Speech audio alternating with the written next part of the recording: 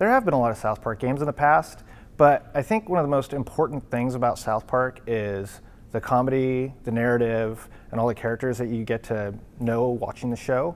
I think this is going to be the first game that really lives up to that. We're bringing the entire town of South Park to life. We're expanding on a whole number of areas all around the world that people have seen in shows. You're going to be able to go there, interact with the characters.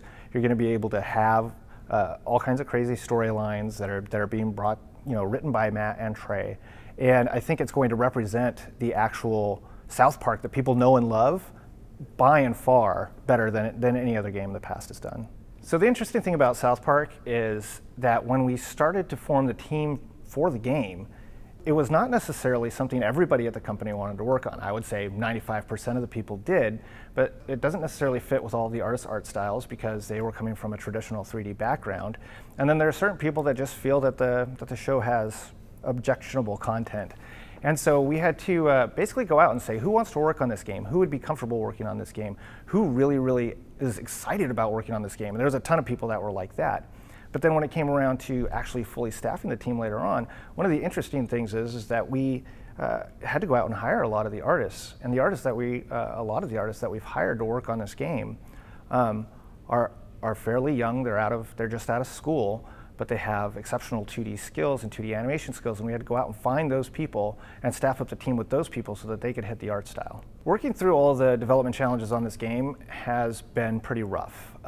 Matt and Trey are very, very busy guys. A lot of the stuff that they're going to write will come online a little bit later than we would typically do things in game development. But what we've done is we've basically developed a system with them where we start with very, very early rough concepts based on their story ideas, and we sort of flesh those out in a way that might make sense for a game, and then we give them back to them again, and then they go through it again, and we go through a very long iterative process that allows us to start doing all of the artwork for the backgrounds. It allows us to do all of the character artwork. It allows us to figure out all of the different combat combinations and encounters and spells and things like that we want to have in the game. And then ultimately, as their writing comes online later in the development process, we're able to sort of craft everything together and build that into the complete game experience that we're looking for. The team for this game is not exceptionally large. It's going to max out at about 50 to 55 people over the course of development.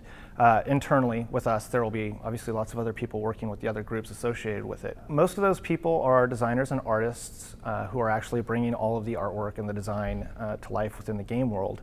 And we've actually been working in pre-production for a long time to get the art style down, to make sure that not only does the art style live up to the show, but it's something that works out well for the game experience. And we've actually needed to go through a number of iterations on gameplay style and even how to set up the world so that not only does it look like the show, but it also plays well. And we have the team essentially filled out right now. All of our leads are in place, most of our artists and designers are in place. We are going to staff up a little bit more for some of the world creation, especially later on after we start getting all of the major writing for the game in. But other than that, we're fully staffed right now and cruising along pretty well. It's been really exceptional working with Matt and Trey because they are gamers. So we can actually have a concept for, say, a feature. And we say, well, we kind of want to have collectibles, but we want them based off tools.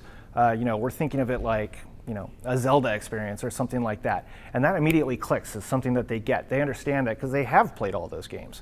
Or they might say like, oh, well, all right, I understand where you're going with the Zelda thing, but what do you think about this example from this other game? And they know all the big games.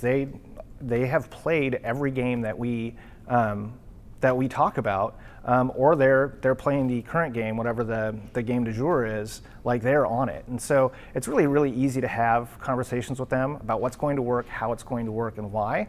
And I think that just makes it a lot easier to communicate with them.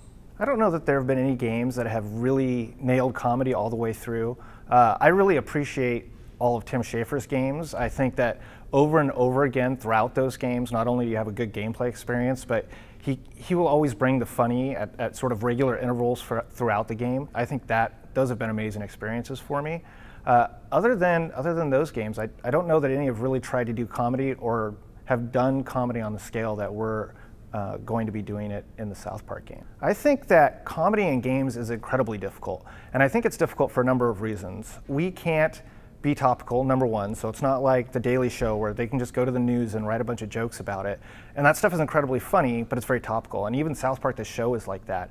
But when we're talking about South Park, the game, or we're talking about any game in general, it takes us a heck of a long time and lead time to actually develop that. So we kind of have to stay away from topical stuff, which means we're more in sort of the movie realm of comedy.